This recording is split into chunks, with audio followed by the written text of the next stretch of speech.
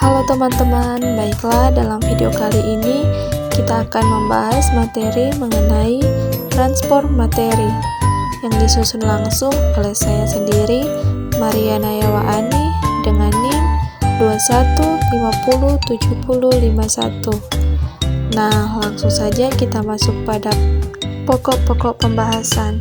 Yang pertama ada struktur fungsi dan fungsi membran. Dan yang kedua, mekanisme kerja difusi, osmosis. Dan yang ketiga, transport aktif. Nah, langsung saja kita masuk pada pokok pembahasan yang pertama, yaitu struktur fungsi dan fungsi membran. Membran sel adalah fitur universal yang dimiliki oleh semua jenis sel berupa lapisan antarmuka yang disebut membran plasma, yang memisahkan sel dengan lingkungan di luar sel, kecuali pada sel tumbuhan. Bagian luarnya masih terdapat dinding sel atau sel well, yang fungsinya untuk melindungi inti sel dan sistem kelangsungan hidup yang bekerja di dalam sitoplasma. Nah, di sini yang pertama ada struktur membran, dan yang kedua komponen kimia membran sel, dan yang ketiga fungsi membran.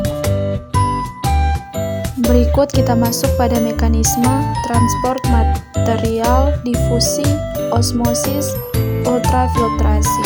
Yang pertama itu ada mekanisme kerja osmosis. Mekanisme kerja osmosis terjadinya pada sel hewan dapat dipengaruhi oleh konsentrasi zat pelarut di dalam sel. Jika dalam keadaan isotonis, yaitu konsentrasi zat pelarut di dalam sel dan luar sel seimbang, tidak akan ada aktivitas osmosis di dalamnya. Dan yang kedua itu ada mekanisme kerja difusi.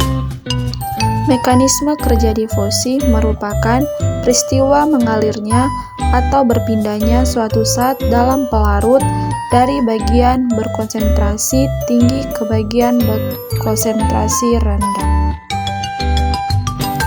Dan yang ketiga itu ada ultrafiltrasi.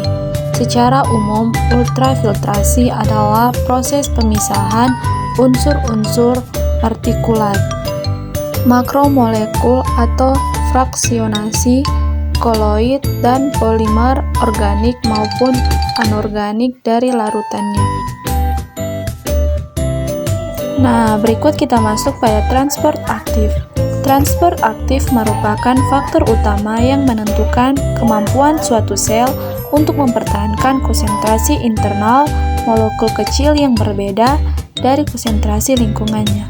Oleh karena itu, ia memerlukan tenaga yang terdiri daripada adenosin trifosfat atau ATP untuk menggerakkan bahan-bahan melalui membran plasma. Umumnya, bahan-bahan ini terdiri daripada molekul berukuran besar seperti protein tertentu dan mikroorganisme. Baik, sekian video dari saya. Thank you for watching.